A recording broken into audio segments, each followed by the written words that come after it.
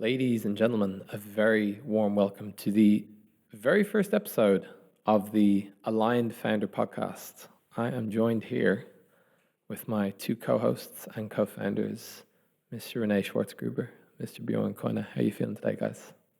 Good. Very good. Yeah, nice. Excited for that one. It's been a while since we all been together. It is. It's always magic emerges when the three of us get in a room, it seems.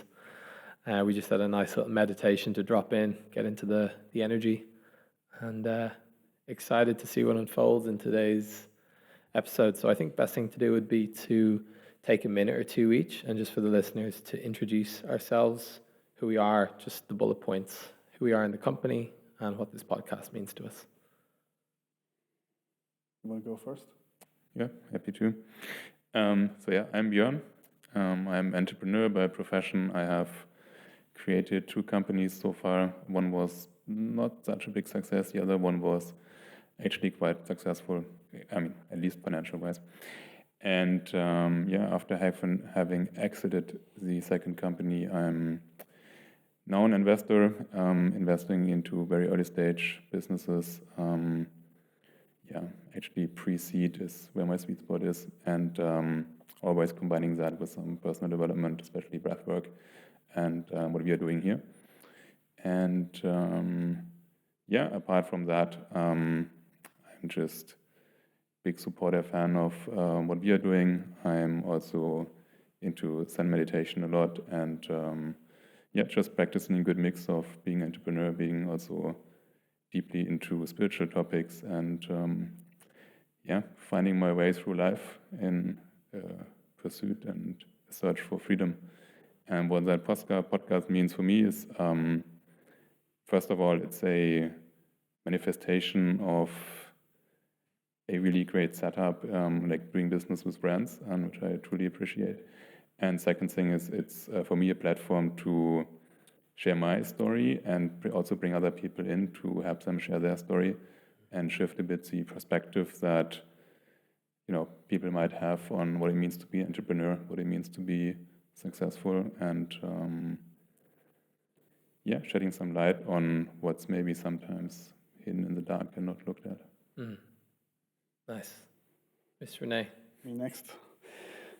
Yeah, I'm Rene. I'm originally from Austria. Now, after many stations in between, living in Berlin, something I didn't see coming. I would say, been going through a 180-degree shift in my life, complete change of lifestyle in the last couple of years. I used to run a travel company, basically having fun all the time, living all around the world, having a lot of parties, and just chasing pleasure, basically, until period in my life I understood, okay, this is actually not how I want to continue, and eventually found breathwork through your help, and that's what landed me here. And I really am excited about sharing this journey with others, also with this podcast here, because it has given me, as I like to say, a second chance at life, because I thought, the best part of my life is over now. I have done all the fun things, and it really opened so many new doors. And I think that's really valuable to people who maybe feel a little bit stuck, and there's many other benefits that we will talk about on this podcast around breathwork. And I think in general, it's a great way to share stories, to express ourselves, and also to just give people the opportunity to understand what this work actually can do, because I think that's our biggest challenge still, because people just don't know what it actually means, what it does, and also there's some stigma or resistance towards some people thinking it's too esoteric or too spiritual, and I really understand that, because I had this reservation as well. And I think from that place, I love to share this story with people who are kind of looking for something new, but also are maybe a little bit hesitant. And I think that's really rewarding. Nice. Thank you for that, guys. So I am Mr. Pete, half coach facilitator, which is something that I'm very passionate about doing. One half musician. I would just say creative, actually. from creating musicals and songs to also having my own podcast for the last 2 years. That's been my kind of training ground, and that's why when we came together and thought about the idea of starting a podcast to talk more about our mission and just talk about some of these deeper topics which are important to the three of us and have been massive in our journeys. And with some of the impact we've already seen with the people we've been working with here in Berlin and beyond, it was really a natural step for me to say, hey, like, let's do that in a podcast format, which is something that I really enjoy already doing for the last 2 years, which is a way I've loved to, bring the shadow and bring these unspoken themes and topics to the light in new and fun and creative ways, and to use analogies and to use story as a way of speaking to the subconscious, the deeper levels of people, so that they can really awaken something in themselves that reminds them of who they really are and potentially sets them out, and hopefully you as a listener sets you out on a journey of self-discovery and ultimately achieving the freedom and fulfillment that I think many people are seeking on the journey to becoming a successful founder or entrepreneur. So that's what we're doing here. Pretty cool. So the main focus of our company, which is called ReallyAlign, is connected breathwork, mixed with other modalities, coaching being a main one. And the intention of that company is to really help people come back to themselves through that practice and to find new levels of self-awareness, to let go of stress and anxiety, to have health benefits, but also really to, just become a more balanced and aligned founder. Hence the name of this podcast, the Aligned Founder Podcast.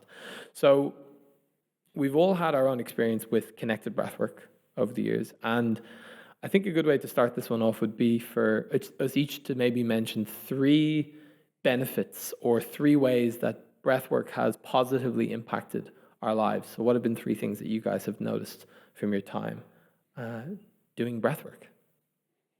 Are you going to keep the same? Bjoern. Yeah, why not? Like for me, the biggest one definitely was connecting back to my emotions and also being able to express them. Mm-hmm.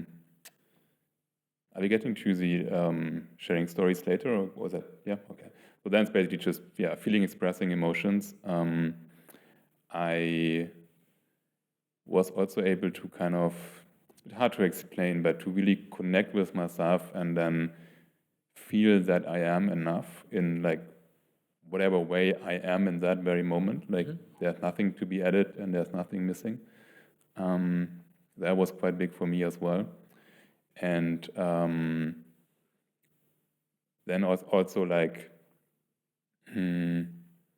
experiencing a safe space in which every emotion is welcome. Like I still remember circle that we had last year summer when we did our first little retreat in Berlin, and then like fully expressing, fully letting go of my emotions in a group of men. That has completely shifted my relationship to emotions. And by today I'm like able to just be with whatever comes up, and I have some I can remain in presence while the emotion comes and go, and it's not like fully taking me over, and I'm also not trying to avoid them and suppress them, which I've been doing for quite some time. So these are probably the 3 main experiences and takeaways so far. Nice. Yeah, for me,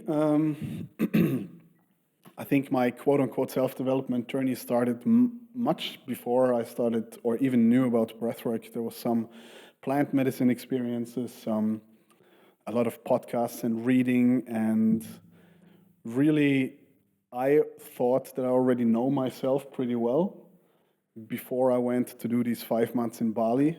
And I came out understanding I didn't know myself at all, or at least I wasn't aware of all the patterns that I had built up throughout my life, because I was always referring to comparing myself to other people who had been through big traumatic experiences, be that really bad childhoods or accidents or disease, and I didn't have any of that really. I felt like nothing really bad had ever happened to me, so I should be quite okay. And I was okay, but there was just so many blind spots that even through the plant medicine experiences that were kind of wow and eye-opening, but breathwork really helped me to very individually integrate and make real life changes and adapt my negative behaviors that I didn't realize how much my fears were controlling me and stuff like that. That was really, in the end, what sets breathwork apart for me from all the other modalities. While I still think there's many great tools on this path of going through life and develop oneself. And I think for me, many people are often chasing with such experiences this big emotional breakthrough right away. And I think I can say that it took quite a while for me. You remember maybe our conversation 4 weeks through in Bali, I thought about quitting because I was like, doesn't really work for me the way it did for others, because I had such a wall built up and these huge like benefits, I couldn't feel them so quickly. So for me, it just took longer, but then it all came together on the last day, like with a bang, a Hollywood ending, I would say, that really changed a lot for me. But still along the way, apart from, we talk a lot about emotions, but for me, it was really the health benefits. I started to feel so much better, slept better, had more energy. Like this was really the first thing that I felt. And then the emotional part came later, and just now the third part of how breathwork has really influenced my life is that it changed my life professionally. And I went to Bali doing this training, like, because you told me it's great and I trusted you. But I thought it's kind of a sidekick to my coaching career that I already had going. And then after 2 months, I think I had this moment where I was like, okay, wait, this is actually the main thing. This is really it. And I want to connect it later to the story and how I met Bjorn. Yeah. Nice. Yeah, for me, the 3 biggest impacts, I'd say the first one is letting go of a very apologetic and people-pleasing version of myself and being more in my assertive power. And there's many elements to that, one of which is letting go of the anxiety of trying to keep everyone happy all the time. Another one is actually doing the things that I want to do and not caring what other people think, or caring less about what other people think, which has freed me up then for part 2, which is, much more openness to my own creative expression. So previously I was a musician traveling the world. Everyone said you have a great life, but I think creatively I was quite suppressed in terms of I was very good at playing songs that I knew other people would like, but not so much at doing my own ones. And that's kind of, no Wonderwall. And I think there's a key in that, because that's also kind of like a people-pleasing thing as well.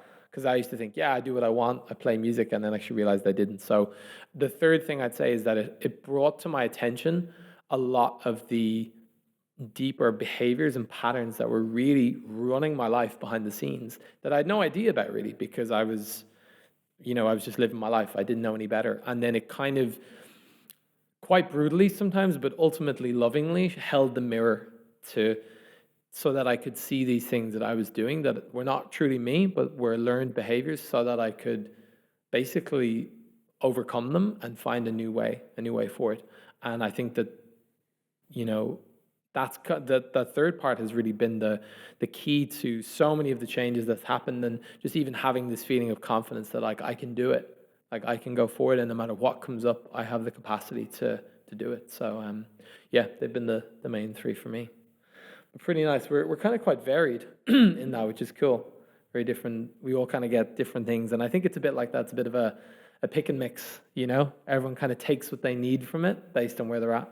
And also, like, I think almost in every session, when I have multiple sessions with a client, they go like, after the session, unbelievable how different they all are. Like felt, because people have this perception that, okay, now I did it, I know how it feels. But then the next one is completely different, goes in a completely different direction, and it's like every time a surprise again. One time they're like, it's a very physical experience, they're like a lot of movement and shaking. The next one could be like a very blissful, ecstatic, happy moment. The next one could be reliving a painful moment, but then there's like a gratitude at the end, and it's just, really, really depends on the person and just where they're at in their life, I suppose. Speaking of which, Bjorn, what would you say has been your most profound breathwork journey, if you had to name one? Could also be 2, but I'd say it was session number 2 or 3 that we did together on EOS. So we had done a little retreat together in Exactly, we were like together for a week or so on EOS, right? Yeah. And I think it was session number 2 or 3. I can't remember exactly, but like, I mean, I probably haven't cried for, let's say I stopped at 12-ish or something like that. Wow. So then must have been 22 years, 22 years no tears. Also already in sessions before, I felt like, I'm building up to something, and I knew, okay, there was always kind of a door, and I knew if I would step to that door, that would open something, and it would be fucking scary.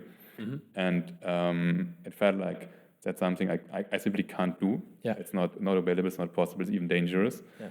And I knew there's going to be an experience that would, make myself very vulnerable and would expose myself in a certain way that I usually wouldn't do. And then on that specific session, I tapped into that, and then I started crying like I never had before.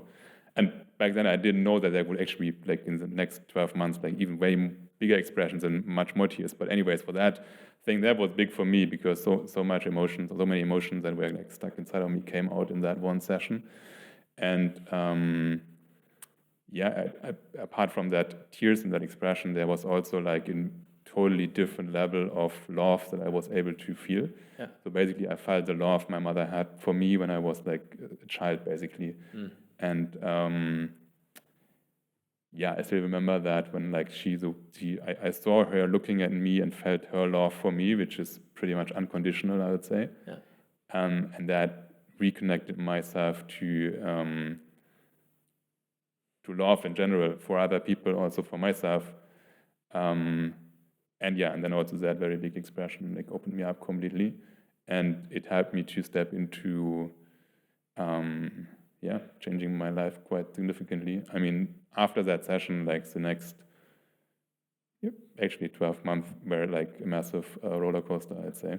I mean, you know most of the story, or actually all of it. But yeah, I don't know if I would have been able to go through changes without that, or if I would have just kept like my old lifestyle. So that was pretty big. And then the other session I mentioned already was the one where I really connected to myself and felt like, I'm actually enough, like just as I am in that moment. Yeah. That also changed a lot for me. So these were the 2 biggest, I'd say. Nice. One kind of comment I have on that, which is interesting, is you knowing that the door was there and kind of actively avoiding it for a while, but then at a certain point deciding, fuck it, I'm going to go through. And then that's the moment of the breakthrough. And I think there's one thing I love about connected breathwork is that there typically is that choice point. It's not like it blasts the door off the hinges when you're not ready. It's typically choosing to step through the door, even though it's scary, and it's a level of empowerment, I think, that comes from that experience, the choice.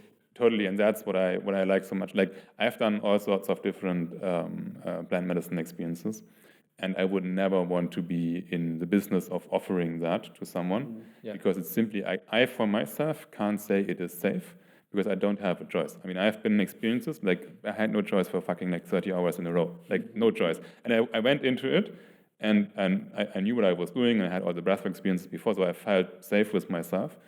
And in breathwork, it's always the same. Sometimes I just don't feel like going into it, and then, okay, fuck it, I don't do it. And I can make that choice, even if I'm like, breathing very deeply, and I'm deeply into the journey. I still have a choice about what I want to experience or not. Yeah. And that makes it very safe, I'd say, compared to many other stuff that is out there. Yeah. I can totally sign that with the plant medicine. When I did ayahuasca in Peru, I was excited before.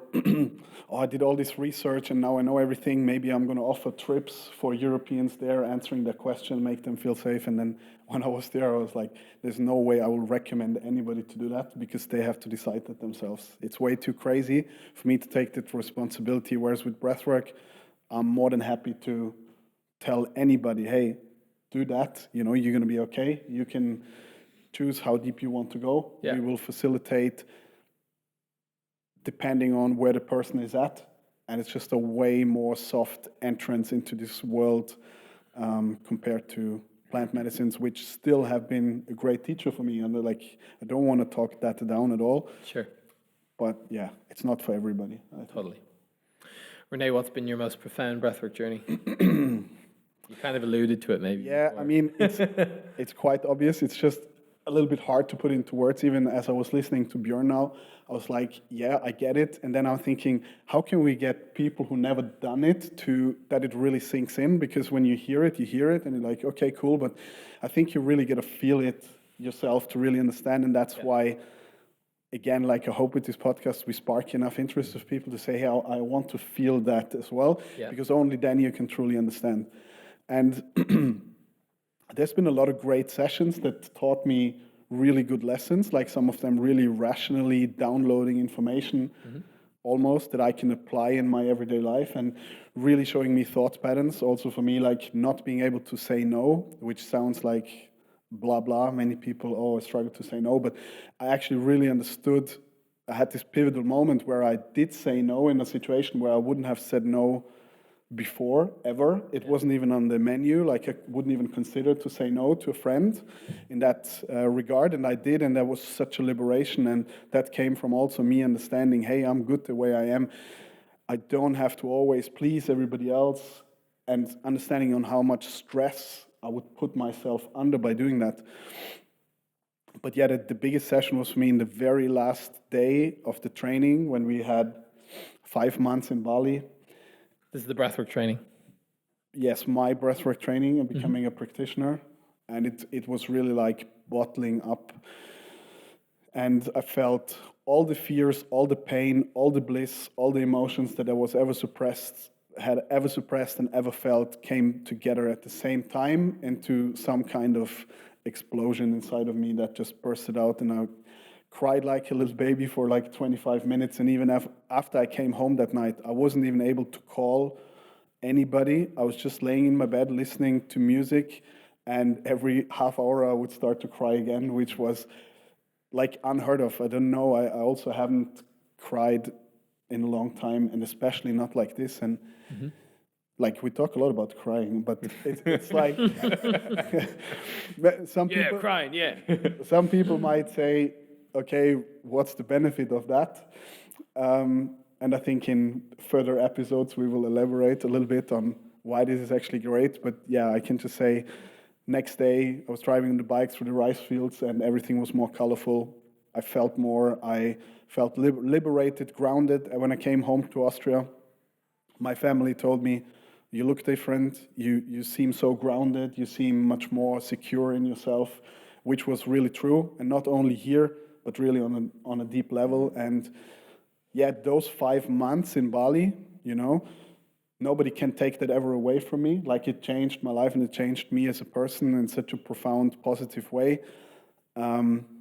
And yeah, I still love to do my sessions every once in a while, but also sometimes clients say, hey, do I have to do it forever with a practitioner every week? How is that going to work? And no, you don't. But like if you do it for a certain period of time, it will give you something that nobody can take away. And then, yeah, there's other great tools and to integrate and further go on this journey. Nice.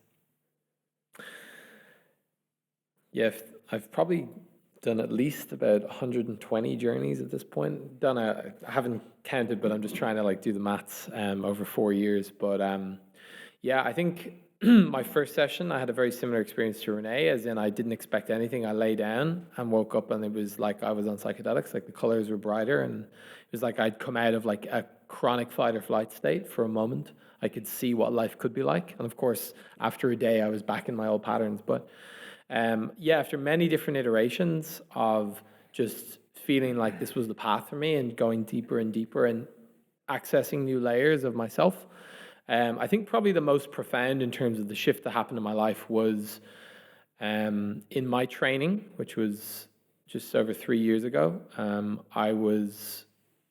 I had a specific journey where I went into a very deep experience of shame. Now, hard to pinpoint what shame feels like, but it's imagine the feeling of I am a fucking piece of shit. like I'm the most disgusting thing on the planet. That's kind of the feeling. If you can feel what that might feel like in your body, that's basically what I was experiencing. And it's a very kind of lower belly / pelvis. It made me want to kind of curl up in a ball and hide myself from the world. And it was kind of like that times 1,000. And I'd been avoiding this experience and this emotion for a while. And typically what would happen before that was I would feel this come up, and subconsciously my body would go into power or anger, and it would go into something that I could control instead of having to feel this. So I would go back into screaming, and then it would feel good, and then it would be gone. All my energy would be gone, and I'd relax. But this specific journey, my mentor at the time was there, and he guided me actually into this. He kind of says, no, we're not going to go down the anger route. We're going to choose to go into this one. And so with his support, I leaned into this. And again, it was another one was I don't really know what happened in the experience. I remember coming out of it. I remember feeling like this wave of energy, just this lightness, driving home, feeling like a new person, kind of, but not really being able to pinpoint anything. And that was all well and good, but it was in the aftermath of that was so interesting, because at this time, right, there was two different women in my life who, at the time they weren't in my life. I wanted them to be in my life. And one I had used to live with, and I used to kind of want to say hello to, and she didn't have any time for me. She would kind of ignore me. There was another woman who I'd messaged and texted, who I was really thought was this beautiful woman. I'm like, hey, let's meet up. And again, didn't get anything back from her. And then literally in the two weeks after this journey, okay, out of nowhere, these women started to reach out to me, right? Or they started to come into my field, and very almost aggressively. They're messaging me, they're wanting to meet me for lunch, they're wanting to see me. And then when meeting me, saying, wow, you're the most grounded, present man I've ever met. Where did you come from? I'm like, hey, you know that we knew each other before and that you just completely didn't see me. And it was this thing of nothing had changed in my life except this journey, where I'd accessed these really deep levels of shame and kind of let them go. And in that found a deeper kind of self-acceptance. And then what I noticed was, as esoteric and fucking woo-woo as it was, there was this external feedback then of people reacting differently to me. Even though I hadn't changed my hairstyle, hadn't changed how I looked, I wasn't doing any, I was still trying hard to be this, great version of myself. But it was in actually letting go of these deeper stored emotions, and in this case, shame, that had completely unlocked what then I was receiving back. It was like the signal I was putting out was no longer mixed or jarred. It was like a clean signal now. So that was probably the most profound experience I've had in terms of okay, there's something funky going on here, and I want to dive in deeper. So, we dove in deeper. So yeah, that's kind of a bit about, I suppose, our experiences of breathwork. But I think what would be really fun to explore would be the timeline of how the three of us came together to create this company, and to kind of document that a little bit. So, Bjorn, maybe you'd like to tell us just a snapshot of your life pre-breathwork and pre-meeting me. Just the couple of bullet points. We're going to have another full episode on this. I think episode 6 is we're going to dive into that. But yeah, a snapshot. So as I mentioned in the intro section, right? I was working as an entrepreneur, so I was working 24/7 basically, quite a lot. And yeah, I also had to deal with the health challenges of my wife. She was, still is, but in that time was pretty bad, quite sick. So I had 2 things that were, extremely stressful, and where I completely avoided to feel and allow my emotions around that. A fear of that she could die or anything, I completely avoided that, and decided to actually stop feeling. So my life became pretty flat and numb, so not feeling anything. All of that was also, let's say, combined or mixed with me not being able to, let's say, fully express my boundaries and communicating my needs. So at some point I felt fuck all of that. I'm by myself, on myself. I'm not supported, and I'm just here to deliver for everyone else, but not for myself. And started to feel quite depressed, and nothing made sense to me anymore. And from the outside, one would say, okay, like, your life looks pretty good because after some time, my wife got better, her health improved. We had exited the company, so I had enough money to live on, to make my investments, and still I felt like shit basically every day. And it was in summer 2020 where I felt that there's a need for a change. I don't want to continue like that. And it was actually my wife who suggested she asked her coach if she would know someone that could help me, and then she put me in touch with you basically. And then I reached out, and I think already from the questionnaire that you sent me, like how I cannot remember the exact question, but I can pull up the questionnaire if you want. Yeah, let's do that. Keep talking, but so basically there was I think the first question was what do you want to let go of or something like that. Can't remember it exactly. But then I filled out the list, and when you have it, let's take a look. It's pretty funny, I believe. So,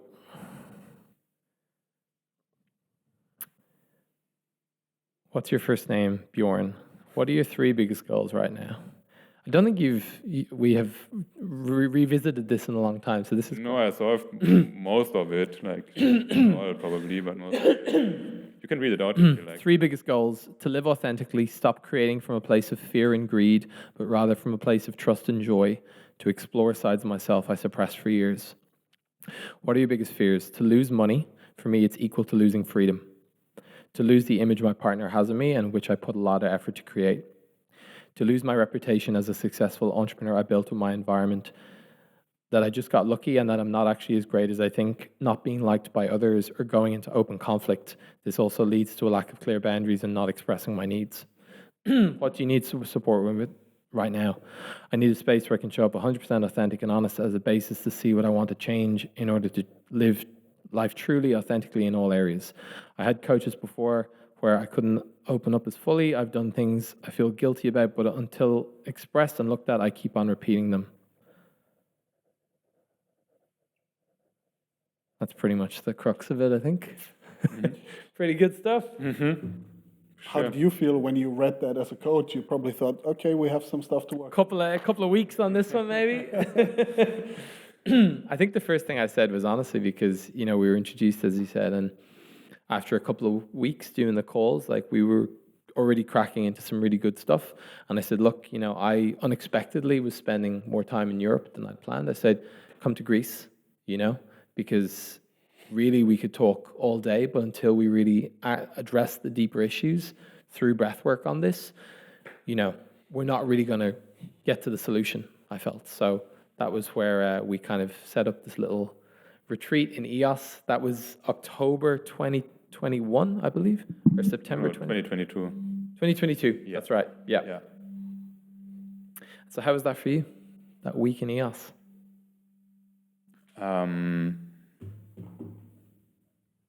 The week was quite special.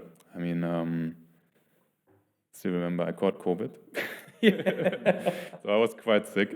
And probably exactly what I needed, because then I was already kind of weak, and there was no resistance left in my system. So I said, okay, fuck it, let's just go in and see what happens. I remember one point you were doing a breathwork journey, and whatever position I'd ended up in, you were literally breathing on my face for 5 minutes. I'm like, well, if the COVID thing is legit, then I should have this right now.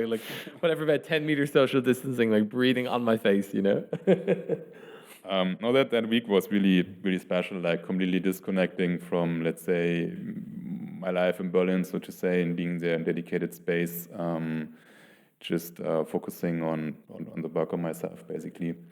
That has been extremely powerful. Also the setting, the nature, being close to the sea, combination of breathwork and what we did outside, that was extremely powerful. It was really the start, for me, after that week on EOS, I haven't touched drugs, I haven't touched paid sex, I have touched porn only occasionally, completely changed the way I'm, dealing with these things. So I wouldn't say I've been freed of the desires and of the devils, but the difference is I can see them and I can look at them and have some compassion even, and then make a decision to let go of them. And then there was some deeper behaviors, especially about like being truthful with my wife, which like took me quite some time to actually get to that point. It was one of the biggest, deepest fears. So I kept lying to her for even a year after the journey. But eventually also broke through that in the end, which was for me the most difficult thing, and probably the thing that I still feeling lots of regrets for, not being able to move through that faster. But it's also a process. But many of the things that we just listened, just basically I never went back to them, and it's kind of funny. It gives me lots of freedom, and actually now looking at it and hearing it, I also feel quite proud actually. Like to say here, like it's funny to read some, and I'm reflecting on like this time like a year and a half ago, like to lose money for me equal to losing freedom. I remember maybe even on that retreat. Yeah, we solved that within even on the day where, I think it was a day where we didn't even meet or something like that because I was too sick. So we just had that call and then did breath the next day, and then it's gone since then, for two reasons. One, I changed the confidence I have in myself, but the other thing was I realized that the freedom I'm looking for is not to be found with or in money. No, that's not the freedom that I'm looking for. Yeah. And that was easy. That was quite big actually. There's another one. I can actually witness that this fear was resolved. Like I didn't know, obviously, this questionnaire. When I first met you, I remember because I knew the number of your exit, and I was thinking, fuck, I would probably be afraid to lose that again. And it was one of the first questions I asked you, if you're not afraid to lose the money, and you actually answered quite confidently no, and went on about it. So that was like 8 months after. Yeah. So that was one of the fears you definitely had. Yeah, and I'd say I would still be quite unhappy, like if I lose a big amount of money. But in the end, I know it doesn't change who I am. And this is actually just connecting it a little bit with our offering. I mean, if I would have had that, it's not even knowledge, it's like a deep knowing and a feeling. If I would have had that before, actually, when I started my entrepreneurial journey, I would have gone through that very differently. Because in the end, this I think is a real superpower that we offer to people. It's like becoming independent of all this external stuff, which doesn't mean I'm not chasing something. I can chase a company, I can build a company, I can have goals and everything, but it's ultimately I'm not attached to them because I know I'm free and I'm good as I am, and there's nothing to be added and everything can be added if I want to. A whole different story. It's like, imagine you're having a negotiation and a business negotiation, and you're with your back against the wall, but it only looks like that from the outside, but inside yourself you are not with your back against the wall. You become like invincible. Yeah. You can win any battle that you want in business if you have that feeling. So in general in life, if not needing the external circumstances or validation to feel okay or worthy, basically. Yeah, totally. Another massive one I think here is like losing, the image that you created around your partner and fear of conflict. And I think that was definitely something huge that was naturally moved through then after, even a week or two after, and then beyond, of stepping into this arena of sharing some of these deeper things that had happened, some of these secrets, and then being able to now be in a place to hold massive emotion in yourself, in another, hold space, and to move through that, and ultimately in pursuit of authenticity and truth. Yeah. Super cool. So EOS, we had a couple of trips to Bali. That was kind of the next step then when we were doing coaching online. We had this initial week together, which kind of was the catalyst, I think. And then there was the integration over weeks of, calls, kind of moving through life's challenges. You came out once or twice to Bali to do more breathwork together in person. Meanwhile, myself and Rene were having conversations, and we had known each other for many years. Rene. Also from EOS. From EOS as well. It's a potent place. It's definitely not the usual or self-development companies are usually not founded in EOS. No. It's more a place of students going to party, but we shifted the narrative there. That's right. Changing the game. So, yeah, I remember you telling me about your experience of going to Peru to do ayahuasca, and we'll have another episode, I think, on that in the future. But I remember being intrigued by that, and I think the two of us at that same time were starting to open our minds a bit more. This was back in 2016, 17. Yeah. To start to open our minds a bit more. It's like, what else is out there? I had my own health challenges, and that kind of culminated. We both went to India together. We were kind of checking out India, and eventually then going to Bali in January 2020. And then when COVID came, I decided to stay because I didn't have anywhere to be, and you needed to go back to Ukraine for business. I had to leave, yeah. Yeah. So I had my years in Bali during COVID lockdown doing all this deep personal development work, learning about this breath work, doing these retreats, and kind of feedbacking everything to Rene, who's chilling in Ukraine, and telling him, like, hey, you need to come to Bali. You need to try this thing. It's really great. Yeah. Just for context, like I had a travel/party company in EOS, and Pete was a musician there. So we were kind of in this environment of having fun all the time. And I think we were connecting over the fact that we, kind of thought, okay, this can't be everything. Yeah. And that's what connected us in the start. Yeah, and when we went to Bali, I tried to make this one quick, but it's quite crazy story actually. We were together in the villa, and then I remember the NBA season was canceled. That's when it sunk in that COVID is gonna actually be a big thing. And we had an apartment project in Kiev, and things there work a little different. So in order to make a transaction, you needed to be in person in the bank, and they said, okay, in 48 hours we're gonna close the border. And I'm like, I have to do a payment in 2 weeks. So I have to go right now. I packed my things. I was like, okay, Pete, see you later. Little did you know that you're going to stay there for 3 years, basically, during COVID. And little did I know that I was going to enter Ukraine 2 hours before the borders closed, meet my fiance 2 days later in Ukraine. And basically then I was there for the entirety of this time. And COVID killed the travel industry completely. So I was like, okay, am I ever going to have my travel company back? So existential threats, I didn't know what to do. And then you were like, oh, you should go into coaching anyways. You're coaching your friends, and you know, that's your thing. So I did. For the first time listening to you, did this education, started to build a business in Ukraine, which actually then started to go quite well. And then the war started, so I had to leave Ukraine. And then basically, second time in 2 years, my business was put on hold. And I didn't really know what was happening next. Luckily, we had a good year bouncing back after COVID with the traveling, because everybody was like, okay, we're ready to go out again and travel. So we had our best year. And that allowed me to travel in the winter. I went to Costa Rica, and then you called me and you said, I remember I was at this beautiful place, and you said, there's this opportunity, there is a spot available for the breathwork training. You should come to Bali and for basically 5 months do this whole training, which would cost a lot of money. And I did breathwork before, but not the technique we're doing now, more like a light version. And I liked it, but I wasn't like super sold on it. But I listened to my intuition there, because the main selling point for me to lean into that was, number one, I didn't really know what's next for me, because who knows when the war ends.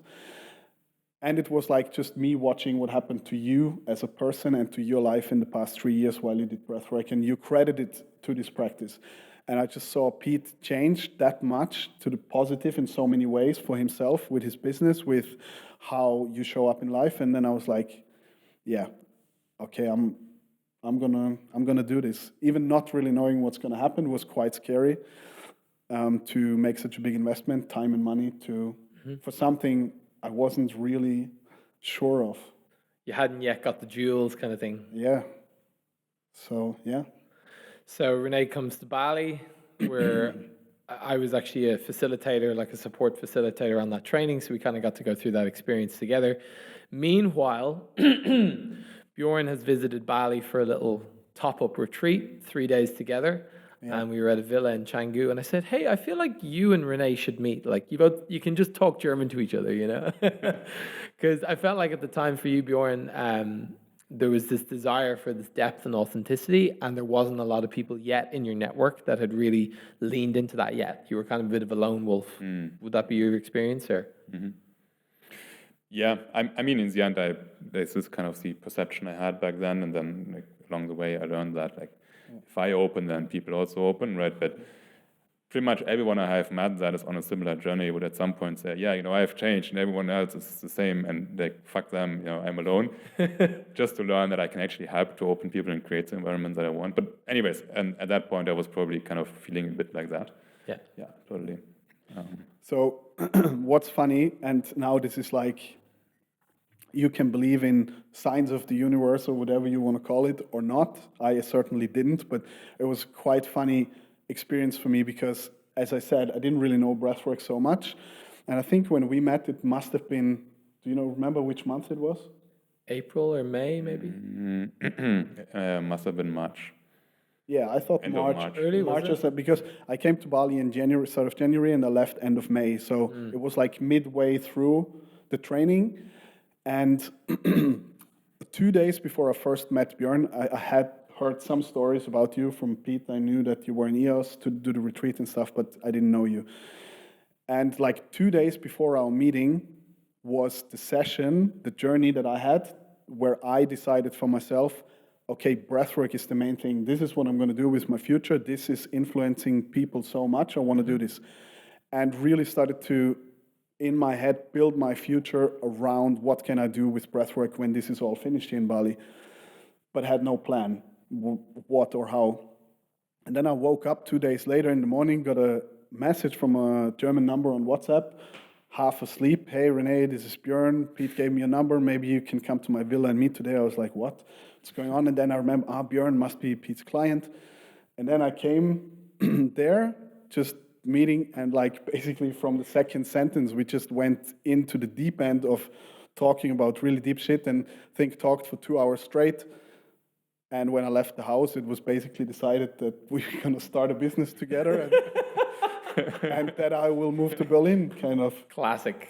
So, yeah, it was like, okay, 2 days ago, I decided I want to do breathwork, and then we met, and obviously we all bring in different elements, and Bjorn certainly comes from a different world than us and could really provide something that we didn't have. Totally. And I think, Bjorn, yourself and myself, we had a vision or an idea of running a retreat in Europe at some point for some of your network, because my sense was that this had been quite an impactful experience, going deep with the breath and wanting to share that with people. And there was this thing of like, of course, you still coming out of this long period of work and wanting to take it chill, whereas I was in Bali, of course, and didn't really have I was kind of based there still. So there was this natural gap of like, okay, we want to do this thing, but how will we do it? And then I think, Rene, you were just the natural third, like the final piece of the puzzle, as someone who is ready to dive in, to be there on the ground in Berlin, and to kind of, be the intermediate of that, and to really help to be the one on the ground bringing that to the people. So I suppose the next step was we met up in Bali. No. In the Bali, we didn't. On Zoom, yeah. On Zoom, yeah. Zoom. So we did a Zoom call, and we're like, okay, we're going to do this thing. And I suppose the big first step was then in the summer, me coming to Berlin, and we organized our first little retreat, which was at Bjorn's house outside of Berlin. And we had 5 people, I think, in the end. So, yeah, 5 people, yeah. And just kind of like a really simple experience, but the first experience of introducing the first people to that, and particularly even like Nassim, for instance, who's on a later episode, like him talking about that very first time, him trying it, and just like completely changing his life. He just literally still says it. It was like, so it was really, from the get-go, it was really just great feedback from people. Also, for me being in Berlin and just like introduced to a lot of these people that maybe in the coaching you'd mentioned or talked about, and then to meet them in the flesh and to do sessions and for them to do great feedback. It was just this like really positive feedback loop of like it landing for people, it working really well. I think that was a little bit of fear of you as well, right, in the start, because you had such a great experience, but now you brought us basically to your network here, and you were like, what if they don't experience it the way I did? Totally. I still have that, like, whenever I'm like, because I'm so convinced by what we do, and like I want people to have that great experience. And we spoke about like attaching oneself to certain images, like then I created a new image, which is like I bring that great technique to you guys, like, Yeah. So no, I still have that fear sometimes when I'm referring someone, that will they have that great experience, and then if they don't, will they because it's also like it's a bit of a stretch, like identifying myself as an entrepreneur and then letting go of that identification, and then that part that is empty is grasping for like new stuff. Attach myself to the spiritual guy and attach myself to the guy that can help to provide the great breathwork experience whatsoever, right? So it's still there, but it was also good to like go through that, and then I'd say most people had a great experience. So yeah, I think the nature of breathwork as well is that it kind of meets people where they're at. Like, it's rare that someone has like a very negative experience. However, some people seem to come in and the first time is just life-changing, And other people are like, it was nice, I had a nice relaxation. And it's not to say that one is better than the other. Like, I think, Rene, you mentioned before, it took you some months actually to have like a big breakthrough. And for other people, it happens first time. But the key is, I think, that it's just meeting that person where they're at. And the body's very intelligent at not going into things it's not ready to go into. So, some people are really like at the point in their life where they've built up so many tabs or emotions in the background that they're ready to just really go into it. And others just kind of takes a little bit longer. And it's like, I still think there's benefits no matter what point of the journey people are at. But it's just to recognize as well that, depending on the person, it's not always going to be a one and done first time session, 10 out of 10 experience every time, but that it's in the consistency and in the leaning in, the choosing to lean in, that those great benefits come.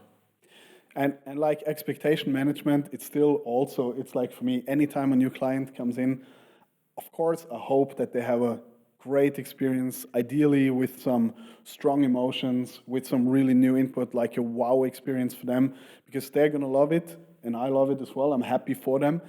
And at the same time, as we know, sometimes people just need to relax and think nothing. That's what their body and their nervous system needs sometimes. And perceived, it's not as big for the client. Yeah.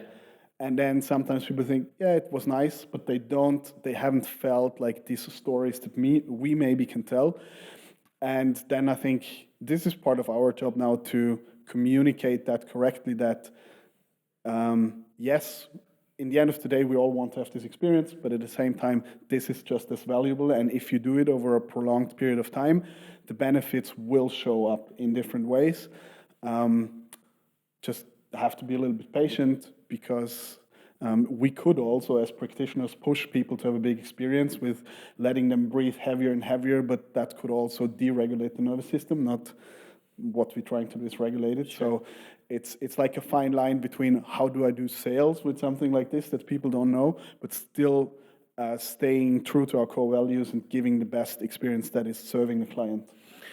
Yeah, for sure. I think it's almost like, maybe Bjorn, you'd agree with that, is that if someone's starting a business only to have the high of they get when they have a big exit or a big deal, then they're going to be quite disappointed, because a lot of the work is about actually just showing up and doing the daily tasks. So it's not always about having the big experience, but it's about, can I learn to love the journey of getting there, no matter where that comes along the way. Yeah. So speaking of big wins, we had a couple of nice experiences. One was we had the pleasure of going up to Hamburg and meeting your friends up there. So maybe you can tell us about our experience up in Hamburg on the podcast. That was special. I mean, I think it was somewhere mid-August last year. Last year. We went to the On the Way to New Work podcast. It's hosted by Christoph and Michael. Christoph is, I know Christoph for 12 years or so. Did a little project together in my first company. And I met him again here in Berlin, 12 years later, and we're just talking a little bit about what I've been through and about breathwork. He said, hey, you need to come to our podcast, it's great. And it was a little scary for me, because it was the first time I would speak publicly about, let's say, my past and, things that I have done. And there's some stuff that, I judge myself, people might have judgments about, and yeah, was a big step for me to start speaking about that openly. And I think what was great is we did session before with Michael and Christoph, and yeah, just the level of connection that was created in that section, and the safety and the space and everything that enabled me to also on the podcast completely open up and share from my heart, basically. So yeah, that was quite a powerful experience, I'd say. Yeah. And that was something like that experience, I think overall was a big influence in us also starting this podcast, because first of all, the idea of doing a breathwork journey before the interview is something that was very exciting to me. Yeah. That was really like a cool edge, and that's something that, you know, we've recorded a few pre-interviews now before this one, and that's something that's been landing really well. And if you're listening, then you get to listen in the future of like the first few minutes of the episode talking about the guests talking about their experience, which is a really cool like USP, I think. As well as you said, the level of authenticity and just the groundedness it creates, which I believe, even if it's just a listener tuning in after a busy day at work, there's a different quality of the energy that comes through in that. And what was really interesting for me with that was, you know, we went on and, you know, talked a little bit about what we do, and you shared your story. I shared some of the background, the science of breathwork. And at that point, the amount of positive feedback we received from people, even from a podcast that's not like multinational, global, but like, I even had 2 people fly across the world to Bali to try and to experience this because they were so moved by an hour podcast. So I think it really planted the seed, I think, for us that this long form content is a really good way for us to introduce people to this technique and the benefits, instead of trying to do TikTok reels or something, you know, put people crying on Instagram or whatever. It's like, let's create the space where people can really have deep, authentic conversations, and we can share information in a way that's like more, honoring to like the process of people like warming up to something, instead of using these more salesy tactics, we'll say. Yeah. So I think the big culmination of the summer last year was our Ibiza retreat. So Rene, do you want to tell me about your experience in Ibiza? Yeah, this was this was one of the favorite moments I would say, in my life. Wow. The day 3 of this retreat, because it was kind of as I said, it's a challenge to present people here in Berlin, in Germany, a new product that they can't grasp. And I believed in it, but it was still to be seen whether it works as a business. Does it land? Yeah. Yeah, do they receive it the same way? And then we had 6 people coming to Ibiza, to this beautiful villa, and, you know, some of them pretty open, some of them a little bit more reserved with more walls built up. And it was, I would say it was going really well from the start. But it was session number 3 where it was just fireworks. Like, all 6 people in the breathwork circle had absolute emotional outbreaks, and there was like screams of happiness and laughter and tears and just everything. And I remember we were facilitating and we were looking at each other, and I was just like, okay, this is the breakthrough. I remember I was sending you a message. I said, the stocks of ReallyAlign really went up today. Because everybody was just sitting there after saying like, okay, this hits different. This is amazing. And kind of, even though they were our clients, they were kind of already there sitting there cheering for us, like, guys, you're onto something. This is really cool. And it was just so much fun to be there, to be a part of that as a human experience. Like, just on an emotional level, to see what people were moving through and how great they felt. And in this moment, I didn't even think about the business and the money, really. It was just like, wow, this is my job now, you know? Yeah, that was amazing. The way I really wanted to structure the format of that retreat was to, first of all, to tackle some of these deeper topics, which maybe people don't have a chance to look at, particularly because we had 6 people who are founders, entrepreneurs. They all have their own companies, some like at different stages and different levels, some early stage, some later stage, but all been in the game for a number of years. However, I think talking about things like purpose, creativity, our relationships, boundaries, these are things that we don't talk about very often, particularly in business or entrepreneurial circles. So I wanted to not just sit around and like explore and talk about them, but also to create like experiences and exercises that got people to embody different feelings.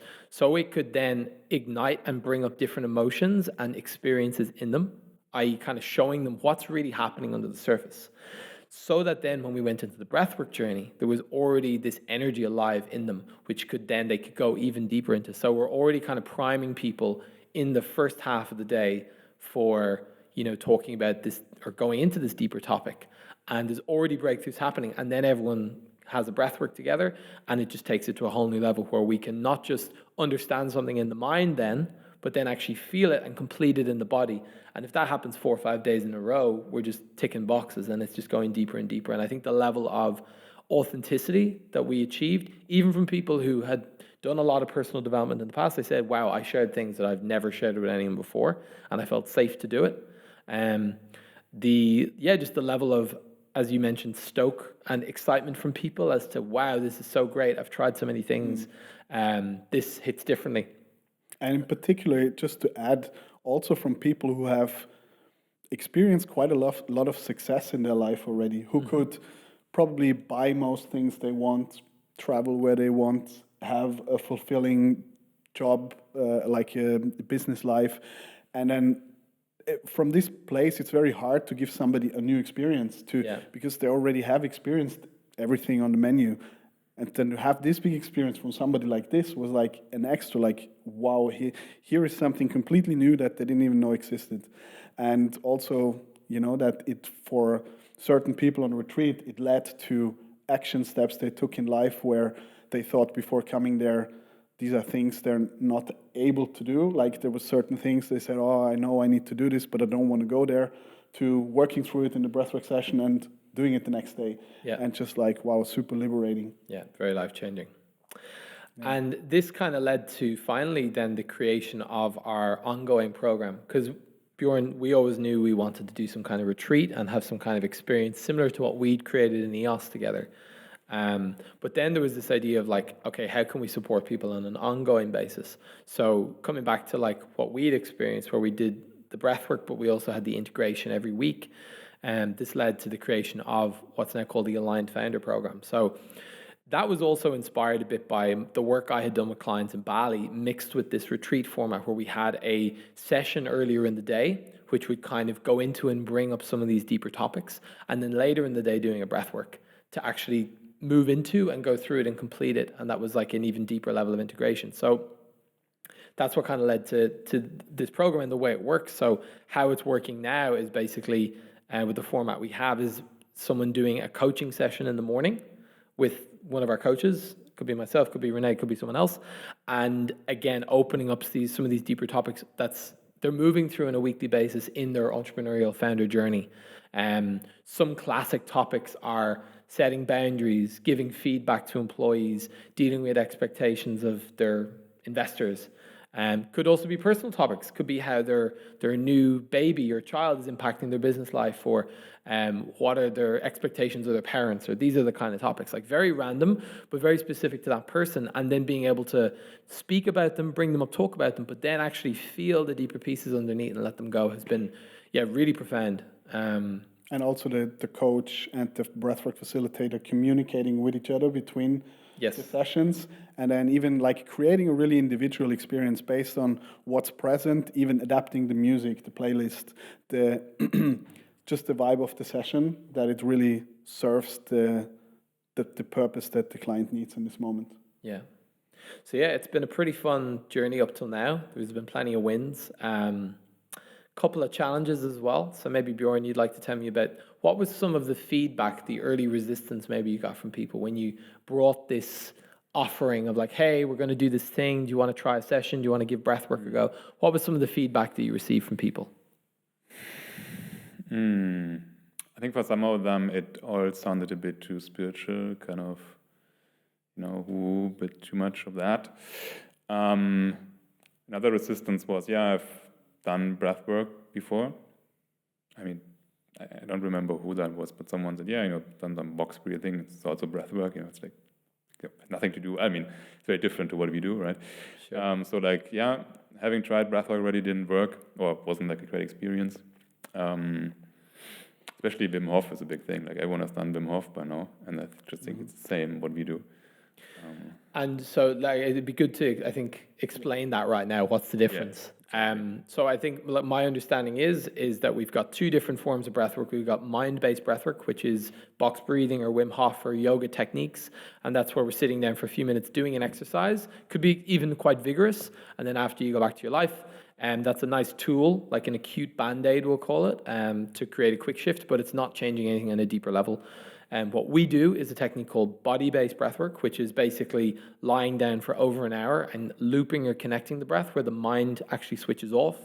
And that's where the body can then tap into and release stored emotions, reflexes, memories, stuff that's held in the body that it can be let go of through the breath. So it's not only about breathing, it's using the breath as a gateway into the subconscious so that we can then access a deeper level of ourselves and let go of things that aren't serving. So I think that's a really important thing I just wanted to put in there as a way for people to understand the difference, that not all breathwork is created equal kind of thing.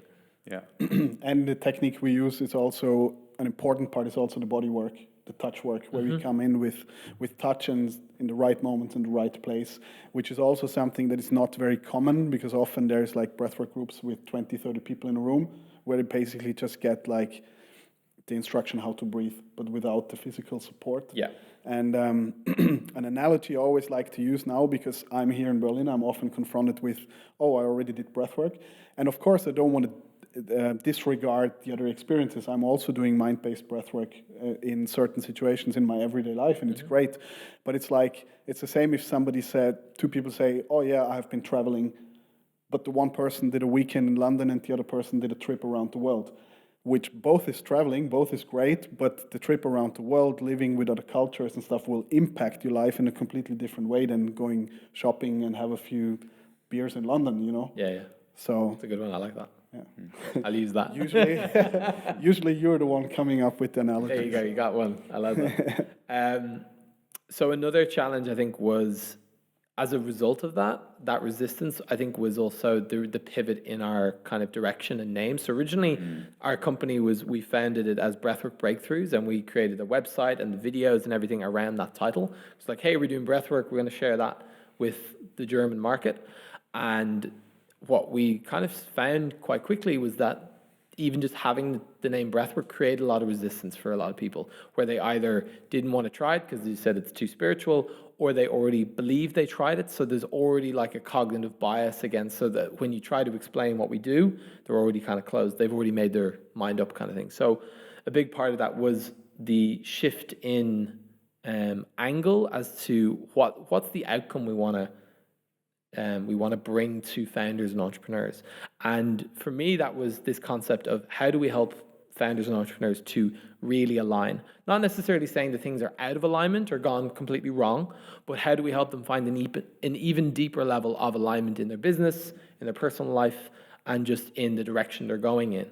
And how can we use the tools that we've created and built up along the way to support them in that journey, whatever it might be?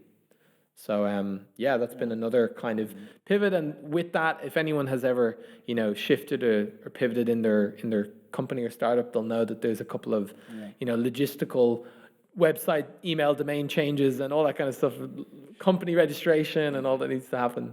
And I think we also realized, like, we always knew that coaching is great as well. But I think in the very start, it wasn't such a big part of the idea. It was more around really just breathwork, and then just us realizing, hey, the integration part, which is coaching, or even the preparation part, which is coaching, is such a pivotal aspect of it, because it just elevates the benefits of what comes up in the breathwork journey so much more, and actually giving a roadmap to the client to, okay, I have now experienced this, but how can I actually use this in my life and have the support there, which it's going to have a much more profound long-term impact. Yeah, and people kind of need that as well. They kind of need to, like, we live in a very cerebral, cognitive society where we like to talk about things, we like to understand things in the mind. So I think we do need to some degree, give people that ability to speak and talk things out and understand it, and then to feel it afterwards. I think if it was just the feeling, it'd be kind of like doing a psychedelic journey and walking away going, what the fuck just happened, Yeah.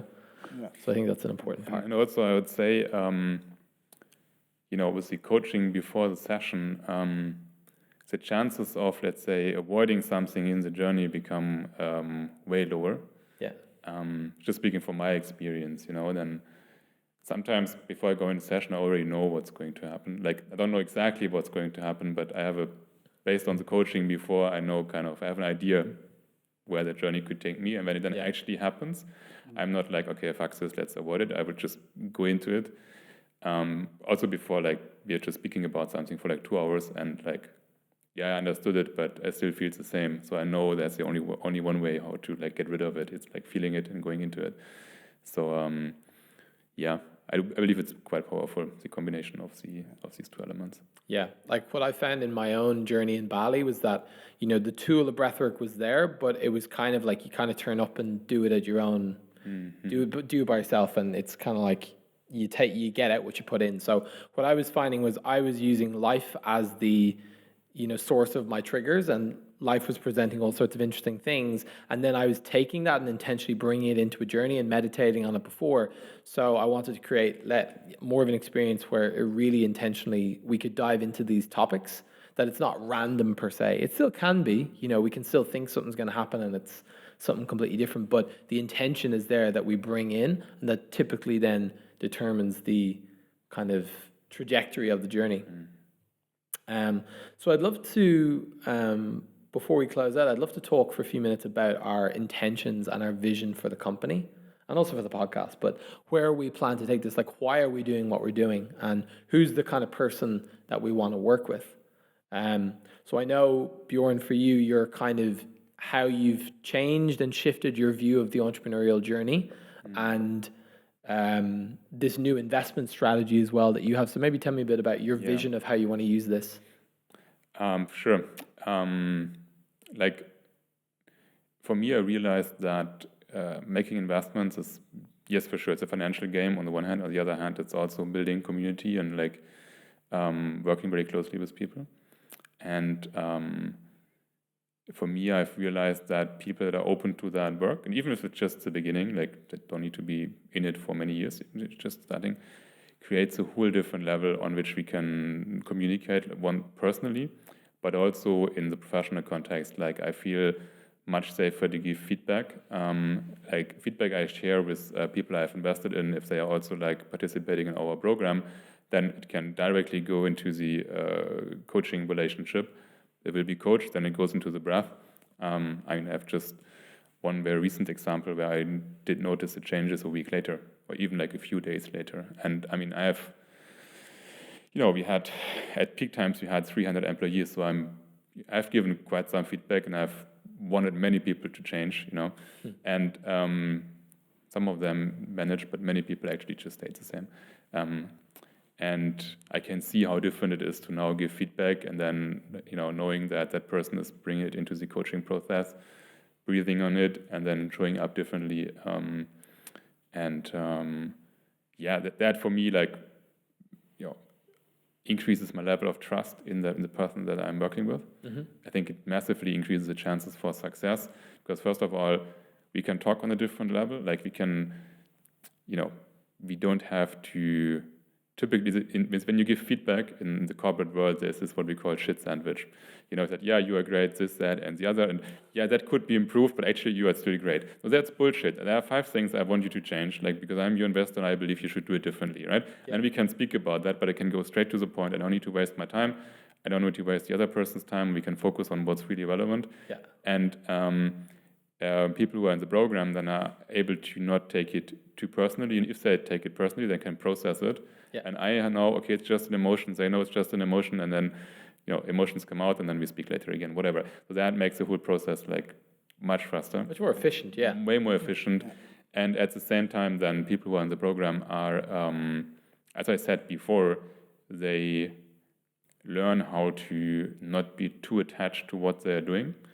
And then in the end, I want them to be attached to what they do and to perform and do all of these things. Yeah. But ultimately, their performance is going to be even stronger if they are not identified with it. And if some things go wrong, they are not losing part of their identity, but they remain calm and in balance. And when then really shit hits the fan and things go wrong, and in any startup, every startup, 99% of startups fail, right? You should keep that in mind. So sooner or later, there's going to be a really stressful, very difficult situation. They will just remain in balance, centered, grounded, and take a different decision. And we can also have different conversations. Yeah. And with less panicking, there are higher chances for making it through the very difficult times. Because again, there's no question of are they going to be difficult times or not. It's only a question of when they're going to come. And then I can already see with the people I'm working with, they have a different way of dealing with these situations than I had when I was younger, or I see with other people who I'm invested in that are not also part of what we are doing here. So honestly, for me, I will let you speak about the company vision and everything, but for me, what we're doing here is great. I'm having a base here in Berlin where I can send people to that I really care about, or people that I want to work with, or ideally both. I care about them and I want to work with them, right? And as I said before, it's a platform for sharing openly, sharing from my heart, and simply bringing that work to the world that I spent my last 12 years with, right? Yeah. And having also a positive impact in a certain way. Yeah, there's a big thing to be said for that as an investment strategy in having all of your portfolio people able to regulate themselves when shit hits the fan. Yeah. Because we know we've seen it a number of times where there's a reaction that can happen if our self-worth and identity is tied to the outcome of a business, and it's not always the best decision for the business, but it's more coming from a place of fear or from a place of lack. And if there's an ability to separate oneself from that and separate one's self-worth and sense of identity from that, then there's more likely that they can make a rational, objective decision that's going to better impact the company's success and therefore their success, Yeah, totally. And also, to be completely honest, also for myself, like, there's so much feedback I have avoided in the past. Simply, I was afraid of the reaction of other people. I might hurt their feelings. They might not like me anymore afterwards, blah, blah, blah. So I know also, like, if someone is sharing what we're doing here, it's easier for me to get to a place with them where I know, that feedback, that is safe to share it now. Yeah. So they get even more out of me, so to say, because I do have lots of experience and knowledge around how to build a business and what is useful behavior and what not, and so on. And I'm holding back to be liked. And in that space, I can, I feel way more safe to express. Yeah, and knowing that they can handle it. Exactly. Yeah. Yeah, for me, a big part of what we're doing is, of course, positively impacting people who are at the helm of these companies, who are very similar to us in many ways, as in their highest value is typically freedom and wanting to create a life where they are the boss of their world and they've got the resources to do what it is that excites them, to be creative and to build exciting companies. I think along the way, as I did, and maybe I think as we all did to some degree, kind of lose ourselves a little bit. And my desire is to remind people that, like, maybe sometimes the reason why they're chasing these things is for the promise it will bring.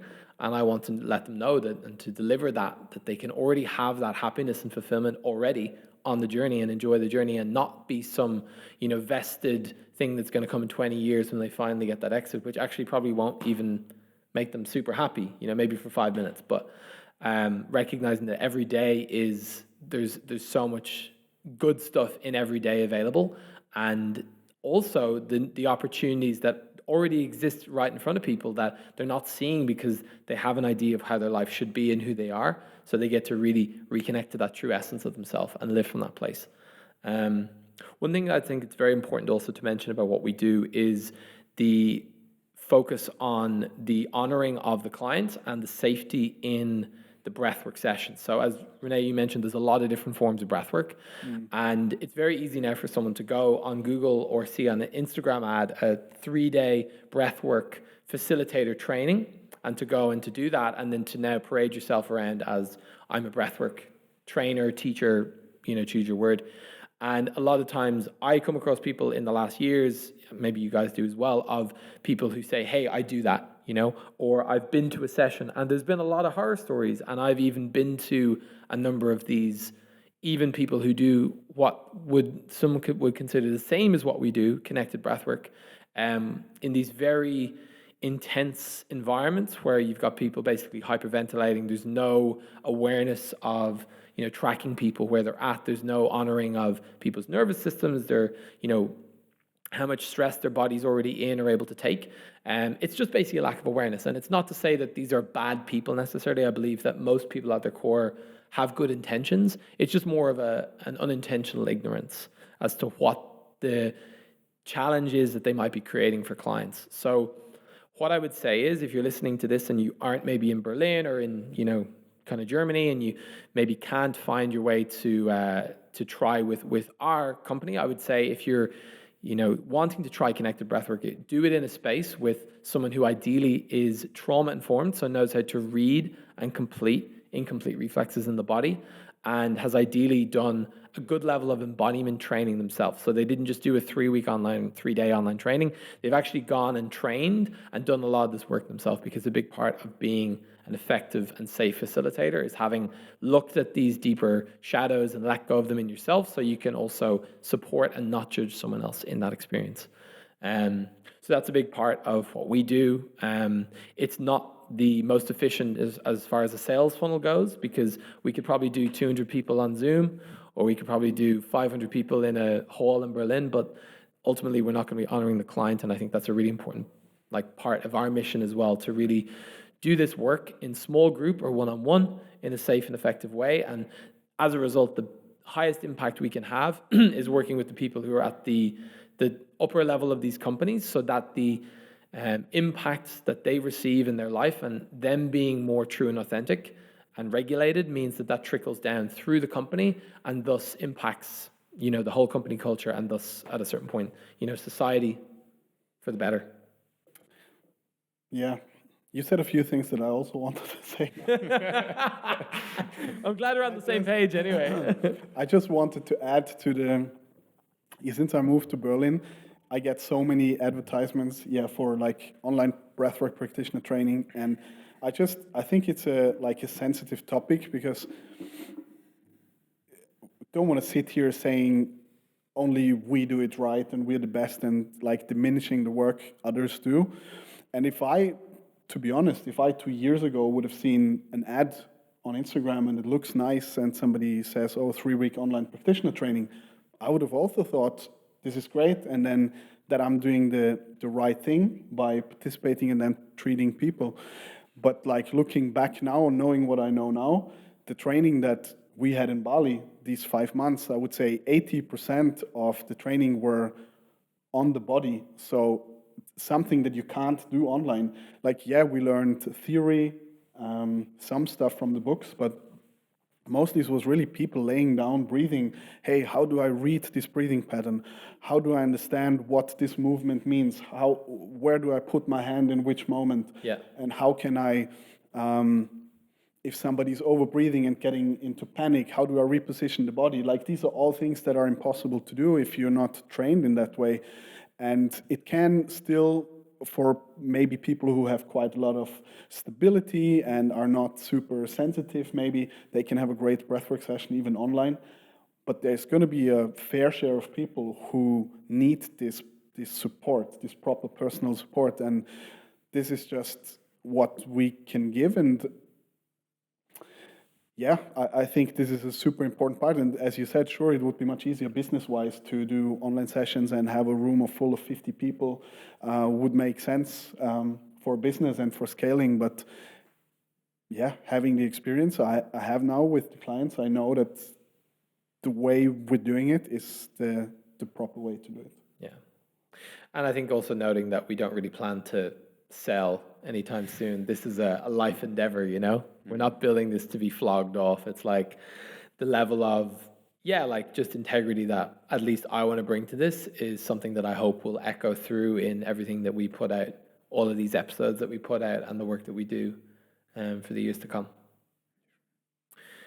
Rene, anything you want to add about your vision, giving people a second opportunity at life? I think we all bring out in our own kind of story and our own angles, and that's also what's cool when we have our discussions on where we want to go with the business, that everybody kind of has a little bit of a different perspective. And yeah, my part is just I have had a life that was full of pleasure all the time, and then hit kind of a plateau or even rock bottom because I felt kind of lost and trapped, and just knowing how many new kind of things it opened up for me.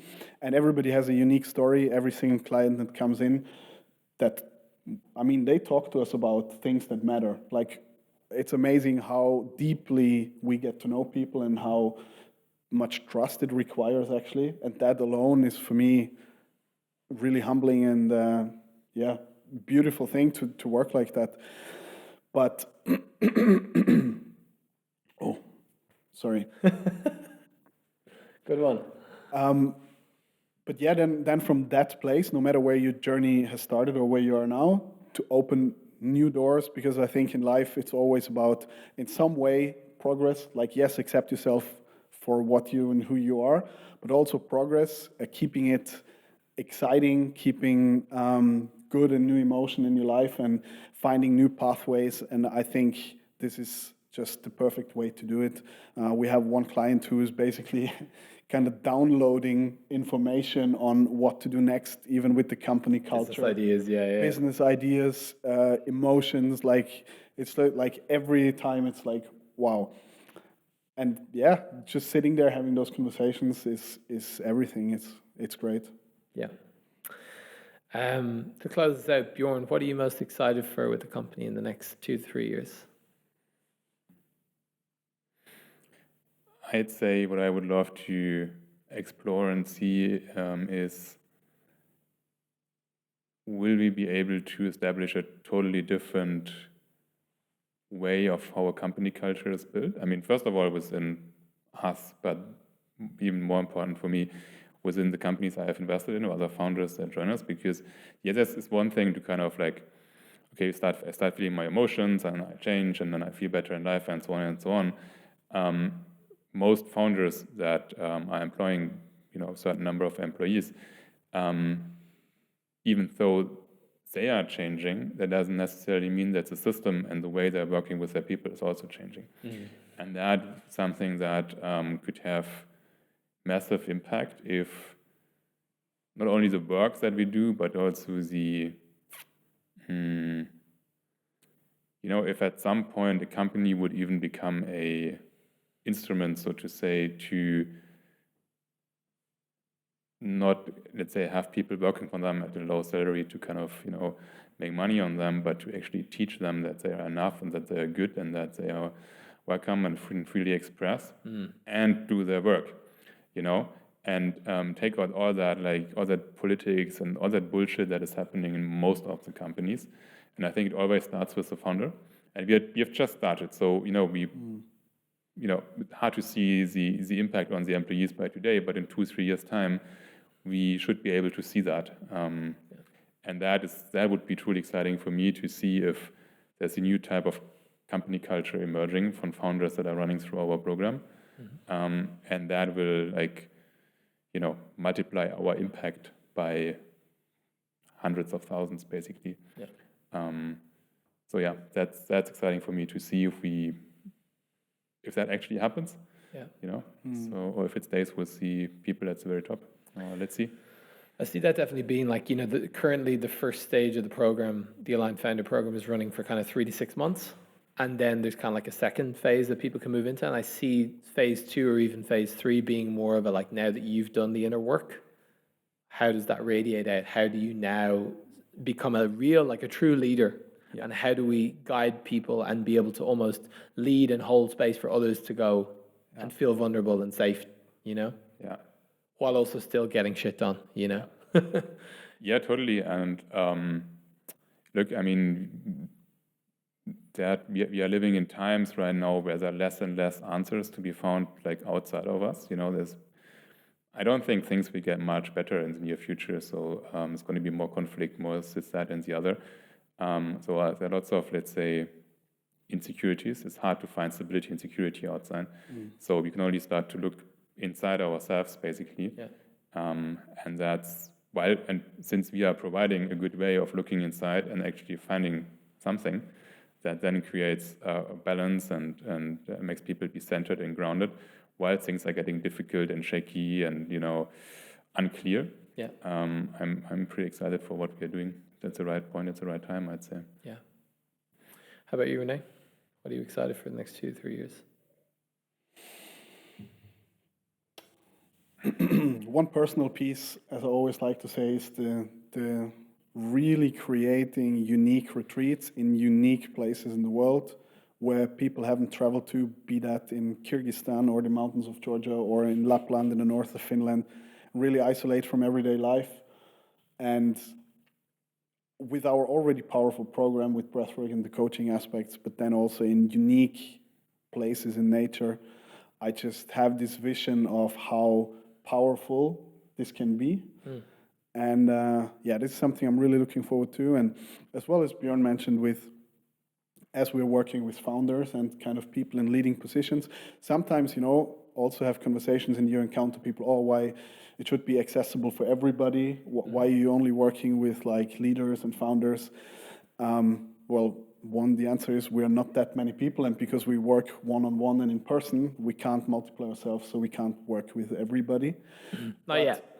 Not yet. Working on that. But I think it's just as Bjorn said, the people who are in leadership positions, they have the power and the ability to create a company culture. And even a couple of conversations that I already had with clients now is like them going into a Christmas event, for example, and okay, I'm going to have a speech in front of all of my employees, and I think you can resonate that you always thought you have to portray a certain image and a certain picture to your... I hated it. Like I avoided avoided most Christmas parties. Like I think I avoided 5 out of 6 or so.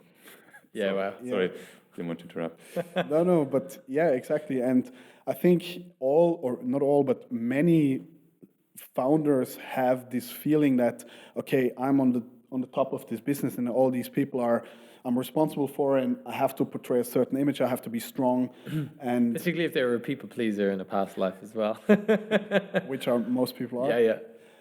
And then just through this work, noticing, hey, we're all human, we all go through challenges, and actually still being a good leader, or maybe because of that being a good leader, in such speeches, sharing that with the employees, talking about my own challenges as a founder, about my fears, and just being completely open. And then, like, I think that already, because many young people who come out of the university, they look up to the founder of the company.